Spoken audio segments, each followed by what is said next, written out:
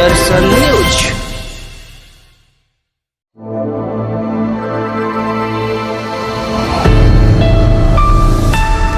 नमस्कार, आपका स्वागत है हमारे खास कार्यक्रम 2030 का भारत। 2030 के भारत में हम 3 मुद्दों पर बात करेंगे: गरीबी, भुखमरी और शिक्षा।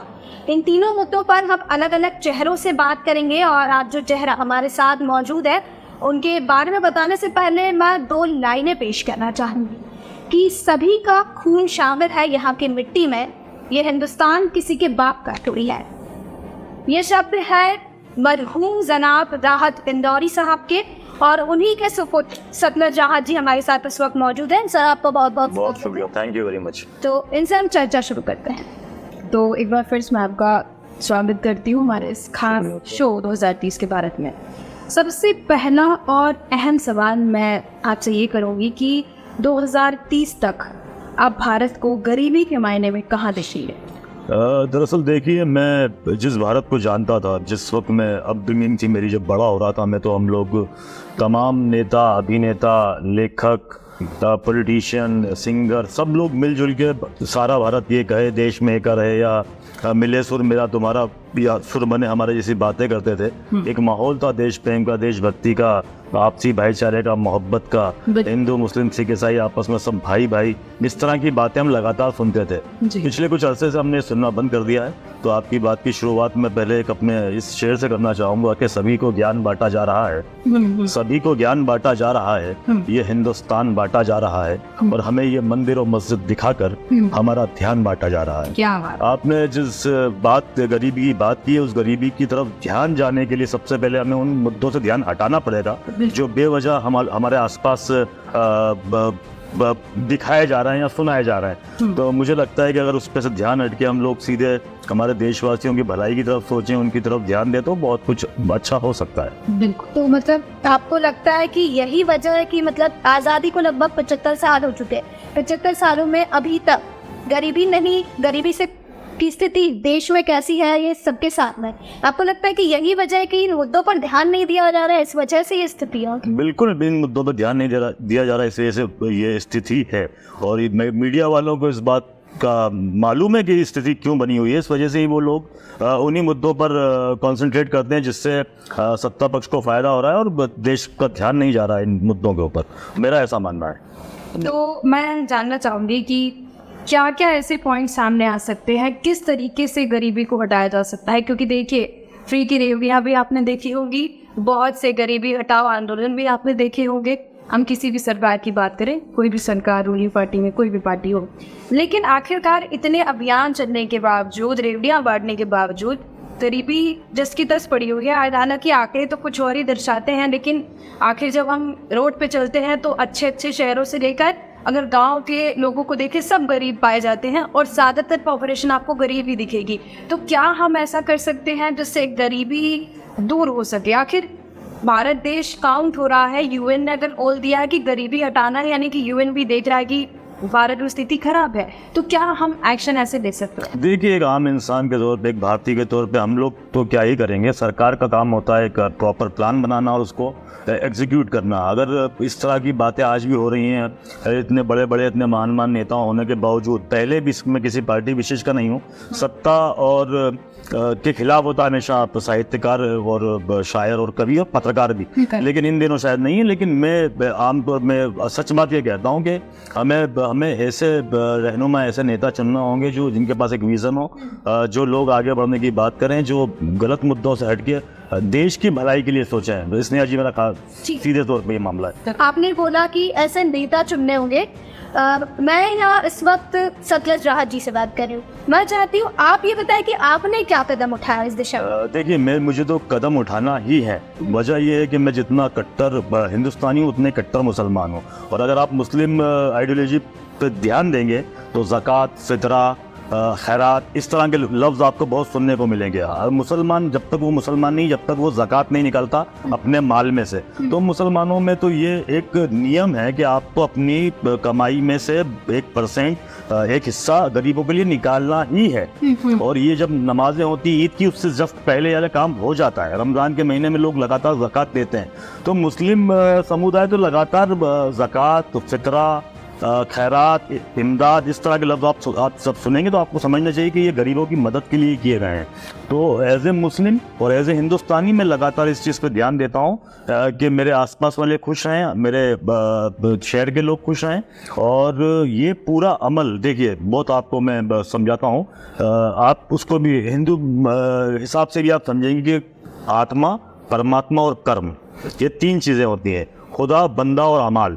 हाँ, आपके कर्म जो है उस हिसाब से आपको आपके अमाल का बदला मिलेगा। ये हमारा ईमान है, ये मुस्लिम लोगों की आइडियोलॉजी है।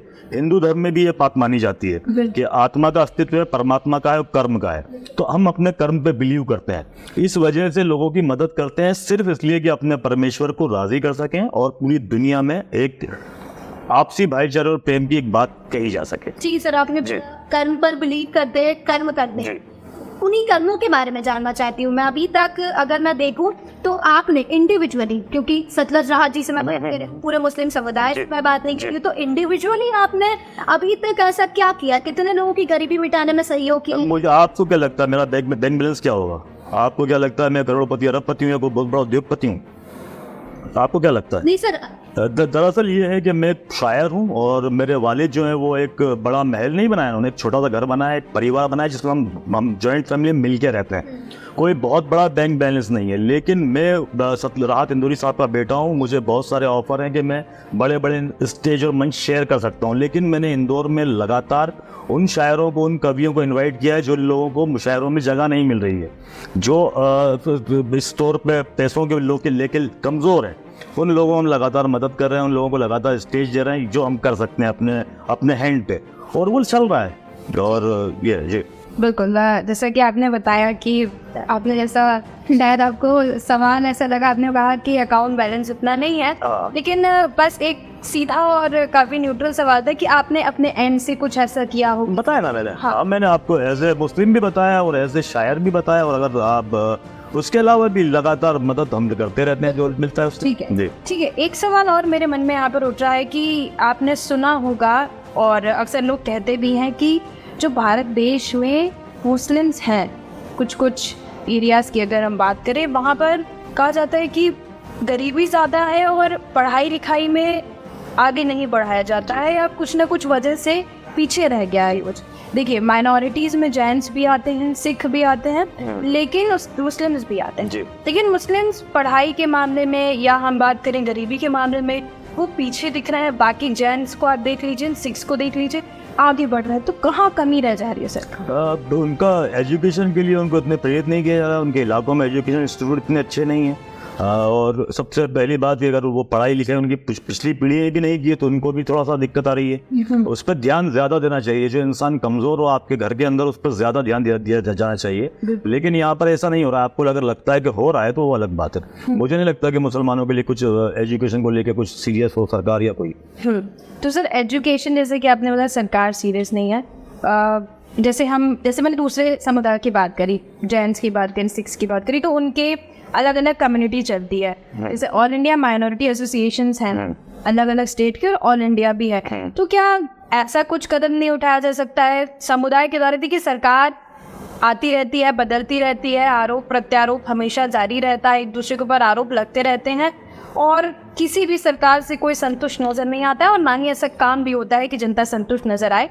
तो ऐसा क्या कुछ ऐसे कदम उठाए जा सकते हैं जिसकी वजह से जो पॉपुलेशन गरीबी में जी रही है उनको आगे बढ़ा दिया जाए, जो एजुकेशन में लैक कर रही है उनको आगे कर दिया जाए? कुछ ऐसे क्या अहम कदम हो सकते हैं वो हम अगर सरकार तक पहुँचाए, हो सकता है हमारी बात पहुँचे और लागू हो जाए, और हो सकता है लोगों को ही जागरूक होना पड़ेगा, अच्छे नेताओं को चुनना पड़ेगा। मैम, ये काम सीधे सीधे सरकार का है। सरकार की मदद से ही हर संस्थान चलता है। नेहरू जी के ज़माने में, इंदिरा जी के ज़माने में, राजीव जी के ज़माने में जो इंस्टीट्यूट बने उनसे लोग पढ़ के बाहर आ रहे हैं। आपको लगता नहीं लगता? तो इंस्टीट्यूट बनाना पड़ेंगे, नई चीज़ें खोलना पड़ेंगी, लोगों को जागरूक करना पड़ेगा, एजुकेशन की तरफ बढ़ावा देना पड़ेगा, ये सब कुछ करना होगा।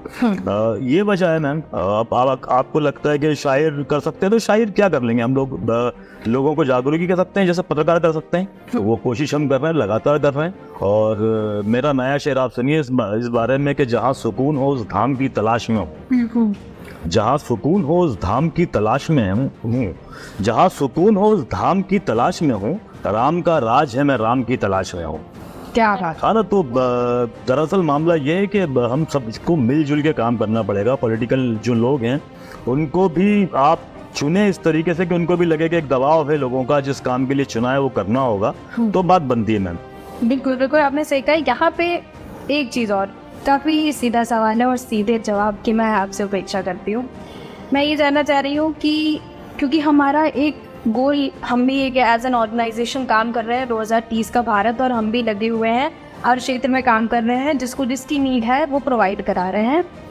अब सतलज राहत जी मेरे साथ हैं, तो मैं चाहूँगी कि आप कुछ तो कंट्रीब्यूट करिए थोड़ा बहुत 2030 के भारत में, कुछ ऐसा कंट्रीब्यूट कर पाए, किसी एक बच्चे को पढ़ा पाए, किसी एक की छत लगवा सके, कुछ ऐसा छोटा सा कंट्रीब्यूशन। नहीं, कंट्रीब्यूशन तो हमारा लगातार चल रहा है मैम। कई हमारे समाज के लोगों का हम काम करते हैं, कई संस्थाओं से मैं जुड़ा हुआ हूँ, मंदसौर में, देवास में, उज्जैन में, इंदौर में। और उसका प्रचार करना इसलिए भी मुनासिब नहीं है कि ये सीधे सीधे एक इंसानियत का काम है। और मुझे लगता है कि हमारे साथ लोग जुड़ भी रहे हैं, हजारों लोग जुड़े हुए हैं मुशायरों के थ्रू भी, उर्दू लिटरेचर से लिए हम काम कर रहे हैं लगातार, तो काम हमारा जारी है। सर, आप जो कह रहे हैं कई संस्थाओं से आप जुड़े हुए हैं, हालांकि आपने कहा कि प्रचार करना उसका जरूरी नहीं है, लेकिन कहते ना कि जब तक लोगों तक ये बातें जाएगी नहीं, चीजें जाएगी नहीं, लोगों को पता कैसे चलेगा। तो मैं यही चाहती हूँ कि आप बताएं, कैमरे पे बताएं, चैनल के माध्यम से बताएं कि कहाँ कहाँ पर आपके द्वारा कंट्रीब्यूशन किया जा रहा है। मेरा मकान गांधीनगर में था। कोरोना के टाइम पे हम लोगों ने वो सरकार को दिया था कि यहाँ पे मरीजों को रख सकते हैं। उसके अलावा बस मैंने ज़कात की बात की, फितरे की बात की। ये सीधे सीधे सोशल कॉजेज है। अगर आप इस्लामिक रूल्स का अध्ययन करेंगे ना, तो आपको मालूम पड़ेगा कि जो भी इस्लाम को बिलीव करता है, जो मानता है, अगर उसकी तनख्वाह हज़ारों में भी है तो भी वो ज़कात और फितरा दे रहा है। आपको ये बात अवेयर है आप इस बात को लेके? नहीं सर, आपने बताया बहुत। नहीं, तो आपको अवेयर होना चाहिए। आप मुझसे सवाल पूछ रहे हैं, आपको ये बात मालूम होना चाहिए मैम कि मुस्लिम किस तरीके से कंट्रीब्यूट करते हैं सर। तो अगर आपको उस पर आपको मालूम हो, तो आप हर मुसलमान का आपको मालूम होगा कि इसने मदद की है, वरना वो मुस्लिम धर्म से अलग हो जाएगा। ठीक है सर, मैं हर मुसलमान की बात नहीं कर रही, मैं सतलज राहत जी की बात कर रही हूँ। मैं भी तो उसमें शामिल होना मैम। बिल्कुल सर, तो आप इंडिविजुअली बताइए। मैं इंडिविजुअली तो बता रहा हूँ कि मैं ज़कात देता हूँ, फितरा देता हूँ, गरीबों की मदद करता हूँ। कई लोगों को स्कूलों में पढ़ा हूँ, सेंट टॉमस स्कूल में आप जाके पूछिएगा, जहाँ पे मैंने एडमिशन कराया। अब मैं आप इसका प्रचार अगर आपके सामने करना तो अलग बात है, आप जाके ही पूछिए, आप इन्वेस्टिगेशन कीजिए। ठीक है, चलिए आपने तो अभी जिसे बता दिया कि अगर कोई मुसलमान है तो अगर ये नहीं करता है तो फिर मुसलमान की कैटेगरी से वाले हो जाते हैं। बाकी समुदाय की कैसे मैं बात कर सकती हूँ? नहीं, आपने मुझे एज ए गेस्ट बुलाया, एज ए शायर बुलाया, एज ए मुसलमान बुलाया, एज ए इंडियन बुलाया। ये अपने सवाल आप दोनों से पूछ रहा हूँ। आप सवाल मुझसे मुसलमानों वाला पूछ रहे हैं, आप सवाल मुझसे नहीं, दरअसल में आप मेरी बात सुनिए। आप दो लोग मिलके मुझसे आप सवाल पूछे, कोई दिक्कत नहीं, लेकिन अगर आप मुझको पॉइंट ऑफ व्यू करके आप मुझसे ये करेंगे तो कोई मुझे लगता नहीं कि ये इतनी अच्छी बात होगी। नहीं, आप डायरेक्शन में जा रहे हैं। हम आपने मुसलमानों का जिक्र किया, इसलिए मैं उसको हटा रही हूँ। मैं बाकी लोगों की बात कर रही हूँ आपसे। जैसे आपने बोला ना कि अगर कोई मुसलमान है और अगर ये चीजें नहीं कर रहा है तो मुसलमान की कैटेगरी में नहीं है। चलिए मैं मान ली कि ऐसा कुछ आपकी बात सही। बाकी लोगों का मैं पूछ रही हूँ, बाकी लोग कैसे कंट्रीब्यूट कर सकते हैं? यार, बाकी लोगों के बारे में मैं कैसे बता सकता हूँ? अगर आप धर्म के आधार पर बात कर रही हैं तो मैं हिंदुस्तानियों को, मैंने पहले भी आपको बोला, सबको मिलजुल के काम करना पड़ेगा, एक दूसरे के बराबर समझना पड़ेगा। इन्होंने जब मेरा इंट्रोडक्शन दिया तो राज साहब का एक शेर सुनाया कि सभी का खून है शामिल यहाँ की मिट्टी में, किसी के बाप का हिंदुस्तान थोड़ी है। आप दोनों जर्नलिज्म के स्टूडेंट हो, एक एक शब्द की बात समझ में आती है। सभी का मतलब मालूम है आपको? सभी मतलब कि जितने भी कम्युनिटीज के सभी आ गया। सभी का खून है शामिल यहाँ की मिट्टी में। फर्स्ट लाइन क्लियर हो गई? सभी, किसी का मतलब मालूम है आपको? किसी के बाप का हिंदुस्तान थोड़ी है। तो आप इस बात को समझिए कि इस हिंदुस्तान में सभी का खून शामिल है, किसी एक का नहीं है। अगर इस शेर को भी कोई अगर क्रिटिसाइज करता है, इसका मतलब ये है कि वो किसी एक की बभूति समझता है देश को। बिल्कुल समझ गए आप मेरी बात? फिर बहुत सटीक है, सही है, इसलिए हमने उसका यहाँ पर उपयोग किया। बिल्कुल सटीक है। आप नाराज मत? नहीं, नाराज नहीं हूँ ना। देखो, वो हर इंसान नाराज रहेगा जिसको लगता है कि हिंदुस्तान जैसा होना चाहिए वैसा नहीं है। इसीलिए हम वो अगर आप नाराज नहीं है, अगर आपको गुस्सा नहीं, तो आप टाइम पास कर रहे हो ना, आप जर्नलिज्म भी नहीं कर रहे हो। जर्नलिज्म में भी आप में गुस्सा होना चाहिए था, आपको ऐसे सवाल उठाना चाहिए कि जिससे देश में बदलाव आए। जो बातें आप लोगों से पूछते हैं वो आप करें। आप भी थोड़ा सा बाहर निकलें, आप भी थोड़ा सरकार सवाल उठाएं। बिल्कुल। आप ऐसे कि आम आदमी को बिठा के ये पूछेंगे कि देश को कैसे ठीक करोगे, तो वो क्या बताएगा। हम शायर हैं, हम लिरिसिस्ट हैं, हम गायक हैं। आप सरकार जो मोदी से सवाल पूछना होना चाहिए, वो आप हमसे पूछ रहे हैं। नहीं देखिए तो ये भी एक बहुत बड़ा ब्लंडर चल रहा है। सवाल तो हम सबसे पूछेंगे। देखिए आज आपको बुलाया, नहीं, मोदी जी से कहाँ पूछा, सरकार से कहाँ पूछा आपने? बिल्कुल पूछेंगे। पूछेंगे, वेरी गुड, पूछिएगा आप स्टार्ट पूछिएगा, बिल्कुल सही। आपसे चालू किया है, जरूरी नहीं। अभी हरकत मोहम्मद जी का हमने इंटरव्यू लिया था, फिर आप कर लिया है और भी नहीं, आप दोनों नाराज ना हो। हाँ मैं जो कह रहा हूँ, आप नाराज क्यों हो रहे हैं? नहीं, देखिए मैं आपको एक चीज बता रही हूँ, मैं नाराज नहीं हो रही हूँ। ऐसा परसेप्शन बन गया है कि पत्रकार, क्योंकि आप भी पत्रकारिता कर रहे हैं, तो ऐसा परसेप्शन बन गया है कि जो भी पत्रकार है वो किसी पार्टी का पक्ष रखते हैं। लेकिन यहाँ पर सीधा सवाल हमारा जो है वो 2030 के भारत को लेके, किसी भी एक पार्टी का मैं यहाँ पर जिक्र ही नहीं करना चाहती हूँ, बिल्कुल भी जिक्र। मैं सिर्फ 2030 का भारत का जो गोल है वो हम कैसे अचीव कर पाएंगे, तो वो आपको पॉलिटिकल लीडर से पूछना चाहिए, क्योंकि उनके हाथ में निजाम है। यहाँ पे सच बोलने की भी आजादी नहीं है। अगर वहाँ से कुछ हो रहा, यहाँ पे सच बोलने की, यहाँ पे तो आपका काम है। बिल्कुल, आप ऐसे बात पीछे तो नहीं हट सकते, आपका काम है ये। काम आप बता रहे हैं ना सर, वो काम हम कर भी रहे हैं। आप शेर सुनिए, नफरत का है दौर कहा जा सकता है, नफरत का है दौर कहा जा सकता है, झूठ का है ये शोर कहा जा सकता है, लिखा हुआ है कहने की आजादी है। क्या चोरों को चोर कहा जा सकता है? बिल्कुल कहा जा सकता है। कहा कह रहे हैं आप? अभी आज हम सवाल आप हमसे कर रहे हैं, हम तो आम आदमी, हम तो मतदाता है। मैं तो चुनाव में टिकट लेके खड़ा हो गया मैडम। मैंने कहा यहाँ पे पॉलिटिकल पार्टी ज्वाइन कर लिया, मैं सियासत कर रहा हूँ। मैं एक आम शायर हूँ, एक शहरी हूँ, एक नागरिक हूँ। आपको सरकार को हमारी जो परेशानी है वो पूछना चाहिए। आपने कहा ना गरीबी के लिए क्या किया, आपने ये पूछा ना, हम खुद गरीब हैं, अपने लिए क्या करें बताएं आप। तो सर आप खुद गरीब है तो फिर हेल्प कैसे कर रहे हैं हम? जितनी गरीब भी गरीब की हेल्प कर रहा है, गरीब ही गरीब की हेल्प कर रहा है। वही बात तो सवाल सर। हाँ, तो आप पहुंचाइए। आप तो गरीब को पकड़ के सवाल पूछ रहे हो। इसके माध्यम से आप लोग गरीब से ही सवाल पूछो उसे बिठा के। आप देखिए गलत उसमें जा रहे हैं और अब फिर नाराज। नहीं, नाराज नहीं होता हूँ मैं यार, मैं सच बोलता हूँ, आपको लगता है नाराज हो गया। आपको सच से इतनी दिक्कत क्यों है? मीडिया से रूबरू होंगे, डिजिटल मीडिया में मैं अगर एक शब्द भी लिख के और नरेंद्र मोदी को टैग करूंगी, मोदी जरूर इस चीज को देखेंगे। ठीक है, किसी भी पॉलिटिकल लीडर को टैग करूंगी, देखेंगे। लगातार हम उनसे संपर्क करेंगे, क्योंकि 2030 का भारत हमको सफल करना ही हमारा सब्जेक्ट है। किसी भी पॉलिटिकल पार्टी को हम सपोर्ट नहीं कर रहे हैं। We are very neutral to this project. तो इसके लिए अपने को करना ये होगा कि जो आपकी पत्रकारिता है उसको साफ सुथरा करना पड़ेगा। बिल्कुल साफ है। एक मिनट, नहीं, अरे यार आपके हाथ जोड़ो। अगर आपको लगता है यहाँ पे पत्रकारिता साफ सुथरी है तो आप लोग कौन से पद। आपकी बात नहीं कर रहा हूँ मैं, आपकी बात नहीं कर रहा हूँ सर। हम अपनी, मैं आपकी बात नहीं कर रहा हूँ। आप अपने ऊपर ना लें। आप दोनों से इंटरव्यू में कर रहा हूँ, इसका मतलब नहीं कि आप दोनों से बात कर रहा हूँ। मैं इस कैमरे के माध्यम से लोग सुनने वालों से बात कर रहा हूँ।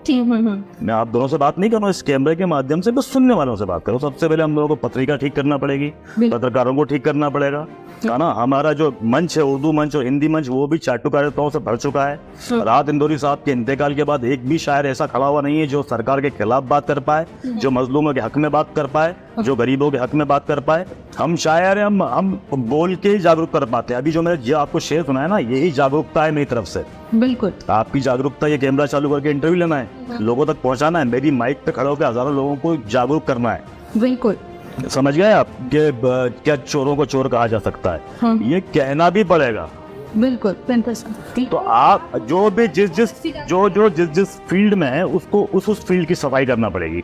बिल्कुल, ये एक आदमी नहीं कर सकता, सबको मिलजुल के करना पड़ेगा। मुझे बड़ी अच्छी लगा ये कि आप लोगों ने एक शायर को बुला के आप बात कर रहे हैं। हालांकि नहीं, आपको लग रहा है आप मेरे जवाबों से नाराज दिख रही हैं मुझे। मैंने कहा चोरों को चोर कहा जा सकता है, उसकी बात से आप नाराज हो गए। ये आपका क्राइटेरिया है, आपका पता ना सर। तो आप पत्रकार होकर कैसे हो सकते हो? आपको नहीं मालूम कौन चोर है? मैं आपको ये बोल रही हूँ, आप जोड़ तो एक विधायक भी हो सकता है ना, किसी भी पार्टी में हो सकता है। जी जी तो बिल्कुल आप पॉलिटिकल क्राइटेरिया से ही बोल रहे हैं। वो तो कह रहा हूँ मैं, हो सकता है ना। नहीं, मैं तो आप चोरों का इतना पक्ष क्यों ले रहे हो मैम? पक्ष नहीं ले रहे। मैंने चोरों को चोर कहने का बोल दिया तो आप इतने नाराज क्यों हुए दोनों?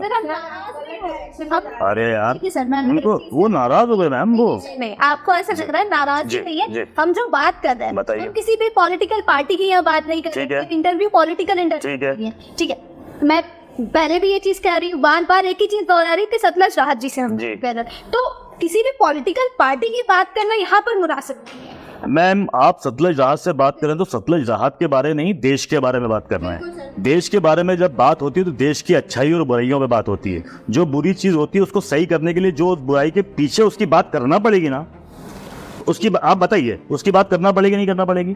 तो अगर मैं पॉलिटिकल लोगों पर निशाना लगाता हूँ तो ये पत्रकार क्यों नाराज हो रहा है? कौन नाराज हो रहा है सर? नहीं हो रहा है सर। आप इंटरव्यू जब आएगा ना पीछे करके देख लीजिएगा, मेरी नाराजगी बिल्कुल उस पर नहीं थी। मेरी सिर्फ ये थी कि अगर उन्होंने सवाल आपसे किया कि आप पर्टिकुलर क्या गरीबी के लिए कर रहे हैं तो आप थोड़े से एग्रेसिव नजर आए। नहीं, मैंने बताया आपको, मैं शुरू से बता रहा हूँ आपको हाँ। कि भाई हमारे इसमें ऐसा होता है, हमारे इसमें ऐसा होता है, हमारा ऐसा है, ये मैं शुरू बता रहा हूँ। मैंने अपना उनको बताया भी बैकग्राउंड कि भाई इतना करोड़पति अरबपति नहीं हूँ, कोई उद्योगपति नहीं हूँ, मैं अंबानी नहीं हूँ, मैं अडानी नहीं हूँ, मैं अक्षय बम नहीं हूँ, है ना। तो दरअसल मैं एक शायर हूँ और शायरों को शायर जागरूक अपनी शायरी से ही करता है। बिल्कुल बिल्कुल है ना। शायर और गरीबी को आप इतना बुरा भी मत समझो आप दोनों मोहतरमा। गरीबी इतनी बुरी चीज नहीं जितनी आप समझ रही हैं। गरीब इंसान भी खुश रह सकता है हमें, लेकिन उसको रोटी कपड़ा और मकान का इंतजाम करवाना पड़ेगा। सरकार ऐसी चुनना पड़ेगी, सरकार का ध्यान उस तरफ दिलाना पड़ेगा ताकि। माफी रोकना चाहूंगी, फिर आप सरकार पे आ गए। मैं वही चीज कहना चाह रही हूँ बार बार कि सरकार की बात नहीं कर रहे हैं हम। आपने एक चीज कही थी कि हम लोगों को जागरूक करना होगा। तो मैं यही जानना चाहती हूँ कि हम लोग क्या कर सकते हैं। हम लोग अच्छी सरकार चुन सकते हैं जिसके पास एक विजन हो। आप इस बात को समझो, आप बिना सरकारी मदद के कोई अगर काम करेंगे तो हो सकता है आपको रोक भी दिया जाए। आप समझ रही मेरी बात? तो सरकार को भी आपको जागरूक करना पड़ेगा। आपने उसको चुना है, उसकी जिम्मेदारी है कि भैया आप समाज के लिए काम करो। यही जागरूकता हम मुशायरों से, कवि सम्मेलनों से, लेखन से फैला रहे हैं। तो अगर आप चाहते हैं कि ये हम करते रहें तो आप हमें अप्रिशिएट करें। ये वरना आप बोले भैया आप गलत कर रहे हैं तो हम लोग अपने तौर पे जागरूक करते रहेंगे। आप हमारा साथ मत दीजिए, आप हमारा टेलीकास्ट कीजिए। अब मैंने जो शेर सुना है वो आप डालिए उस पर। होगा सर टेलीकास्ट। वो मुझे रिलीज होने के बाद मालूम पड़ेगा क्या हुआ क्या नहीं हुआ, लेकिन मैं तो एक सच्चे दिल से, खुले दिल से आप लोगों से बात कर रहा हूँ। जी बिल्कुल बिल्कुल ठीक है। चलिए, बहुत सी बातें हो गई, कुछ खट्टी कुछ मीठी। नहीं, खट्टी और मीठी नहीं। देखो तुम दोनों, आप दोनों जर्नलिज्म के स्टूडेंट हैं और आप लोग हमारे भविष्य हैं। बिल्कुल। मैं बिल्कुल भी आप लोगों से कोई बटर और बुस की बात नहीं करके बिल्कुल सीधी सच्ची आपको मैंने बात बताई कि भाई देश का हाल मुझे ये लगता है कि पहले सब लोग मिलके मिले सुर मिला तुम्हारा तो सुर बने हमारा की बात करते थे। आज आपने कितने साल पहले सुना था हिंदू मुस्लिम सिख ईसाई आपस में सब भाई भाई? आप दोनों बताओ। बचपन से पढ़ रही हूँ मैं तो। अब कब सुना आखिरी बार? आज सुना मेरे मुंह से? मुझसे पहले कब सुना था? 10 साल से आपने नहीं सुना है। ये आपने सुना है? आप स्कूल टाइम तक जब तक थी तब तक सुनते हैं। हाँ, उसके बाद नहीं सुना ना आपने? क्यों नहीं सुना? बिल्कुल, दौर जो है वो ऐसे ही बदलता हुआ दिख रहा है। माहौल दौर बदल नहीं रहा है, दौर खराब हो रहा है, दौर बिगड़ रहा है। बिल्कुल ठीक है। अगर आप समझ रहे हैं दौर बदल रहा है तो ये आप गलत समझ रहे हैं। दौर खराब हो रहा है, ठीक है, उसे ठीक करना पड़ेगा। बिल्कुल ठीक करना पड़ेगा। एक एक नागरिक भारत देश है, सबका कंट्रीब्यूशन इसमें चाहिए होगा, क्योंकि मेंटल और फिजिकल दोनों कंट्रीब्यूशन चाहिए। जब तक मानसिकता नहीं बदलेगी तब तक कोई विकास या डेवलपमेंट या 2020 का भारत सोच रहे हो वो नहीं बन पाएगा। एक मैं आखिरी सवाल से इस चर्चा को मैं उससे पहले मुझे आपको एक बात कहना है कि सबसे पहले मोहब्बत बढ़ाना होगी। हिंदू मुस्लिम सिख ईसाई आपस में सब भाई भाई, ये वापस से बोलना शुरू करना पड़ेगा स्नेहा जी और दामिनी जी, वरना कुछ भी नहीं होगा। अगर आप नफरत सिखाओगे, नफरत करोगे, एक दूसरे को बांटोगे तो कभी भी तरक्की नहीं हो पाएगी। ये मैं आप लिख के रख लें। कई देशों, कई मुल्कों का एग्जाम्पल हमारे सामने है। बिल्कुल सही। कोई भी लड़के आगे नहीं बढ़ सकता, प्यार से मोहब्बत से मिलजुल के ही आगे बढ़ा जा सकता है। बिल्कुल। आपके ऑफिस से चंद कदम दूर पे कब्रिस्तान है छोटी गजरानी का, वहाँ पे मेरे दादा भी दफन है। मेरा बाप भी दफन है, मेरी दादी भी दफन है, मेरे चाचा भी दफन है, और इंशाल्लाह मैं भी वहीं दफन हो जाऊंगा। ये जमीन मेरी है, हिंदू मेरा भाई है, सिख और ईसाई भी मेरे भाई हैं, और यही मैं सीखता हुआ हूँ और इस हिंदुस्तान को मैं पहचानता हूँ। अगर आप कोई आके इस हिंदुस्तान में बदलाव करना चाहेगा या इसकी परिभाषा बदलना चाहेगा तो मैं उसका विरोध करूंगा, चाहे इसके लिए मुझे कोई भी कीमत चुकाना पड़े। बिल्कुल ठीक है, ये मेरा क्लियर कट मामला है जी। जो एक शायर का, एक पत्रकार का, हर पत्रकार हर शायर के अंदर होना चाहिए। शायर पत्रकार के साथ साथ हर हिंदुस्तानी में होना चाहिए, हर इंसान में होना चाहिए। बिल्कुल जी। यहाँ पर आपने जो बात कही कि सबका कंट्रीब्यूशन, जैसे आपने बताया ना कि मोहब्बत करनी होगी एक दूसरे से, तो वो कैसे आएगी? क्योंकि बहुत मुश्किल हो गया। जैसे आपने कहा कि दौर खराब हो रहा है, वास्तव में उस बात को मानना पड़ेगा कि दौर खराब हो रहा है और कहीं ना कहीं उसकी वजह से रुकावट आ रही है।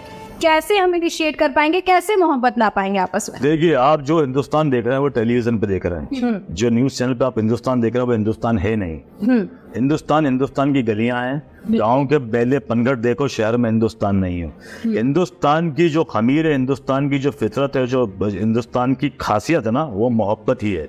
नफरत करने वाले को हिंदुस्तान की जनता, हिंदुस्तान के लोग ज्यादा दिन तक बर्दाश्त नहीं करते हैं। कुछ वक्त तक वो माहौल में आता है, लेकिन वो सब कुछ हटता है। तो आप मायूस ना हो, आप दोनों, ये भी मैं आपसे कहूंगा कि आप प्लीज मायूस भी ना हो, इतना घबराए भी नहीं। 2030 में जो आप लक्ष्य पूरा करना चाहते हैं, अगर मोहब्बत कायम हुई तो वो 2025 में भी हो सकता है।